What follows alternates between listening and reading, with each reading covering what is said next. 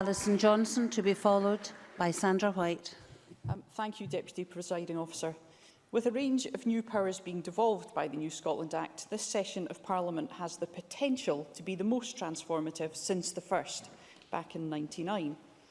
In particular, the transfer of power over some aspects of social security can enable us to give everyone in Scotland the basic security that we all deserve.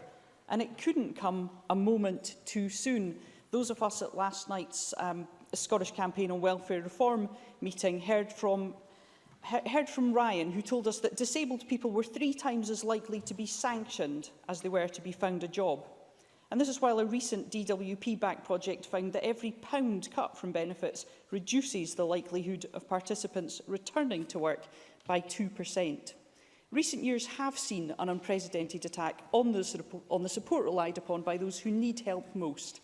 And the Centre for Welfare Reform estimates that disabled people had almost 30% of the cuts targeted upon them between 2010 and 2015. And the figures for the most severely disabled are even worse. And a wealth of research into cuts to disability benefits has shown that the recent changes have made it less, not more likely, that claimants will get into work. The current benefit system not only lacks the financial support people need, but people feel lost and powerless in a system that sometimes seems determined to defeat them. It's not a supportive system, it sometimes feels like an ordeal. Too many people face appeals that drag on for months, their files are lost, they're not able to speak to anyone with the power to help them. So we know that this causes a huge amount of stress to claimants, and it can leave them too without the basics of life. The Trussell Trust estimate that benefit delays and changes, many of them avoidable errors in benefits delivery, comprised 44% of all referrals to food banks. Presiding Officer, we must do better, and with the new powers of the Parliament, we can do better. Scottish Greens believe now is the time to radically refound the benefit system in Scotland, to begin the necessary culture change. And these new powers offer us a chance to chart a different course to that pursued by Westminster. We can have a social security system that does just that, provides security. But not just security of income, but a set of clear, defined rights that people in need can rely on and not feel they're subject to the whims of the benefit authorities. And that's why my amendment, which wasn't selected today, asked Parliament to recognise that rights, as well as respect and dignity, should be at the core of social security.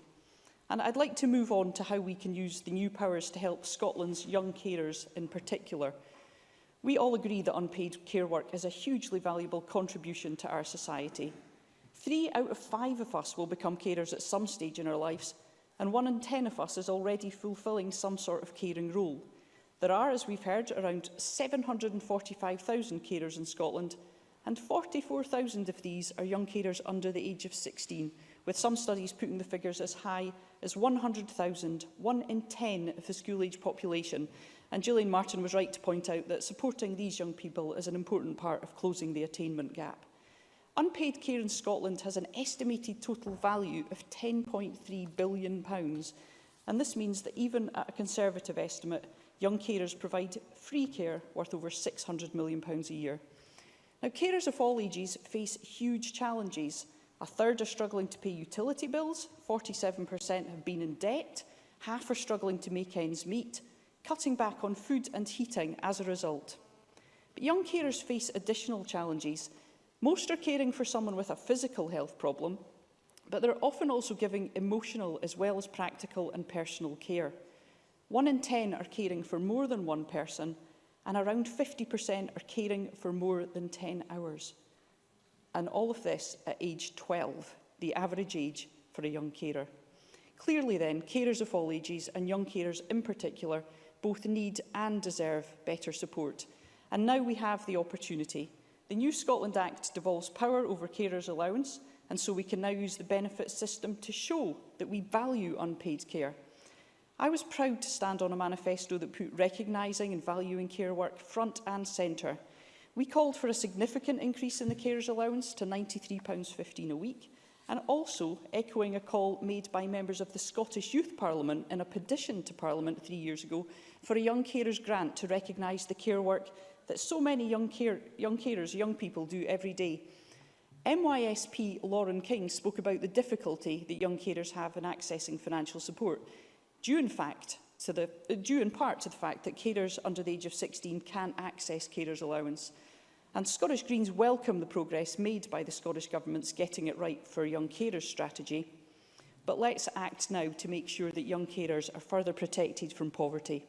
So I was pleased to hear the Government pick up on our Green Manifesto commitment to a young carers allowance, and I welcome the Minister's positive and supportive words this afternoon, and I'd warmly welcome the opportunity to work with the Minister and the Government on developing this. Presiding Officer, this Parliament is now presented with both the chance and the imperative to create a new, fairer, empowering and rights-based social security system to reduce the increasingly unfair and dysfunctional system that has resulted from Westminster welfare reforms.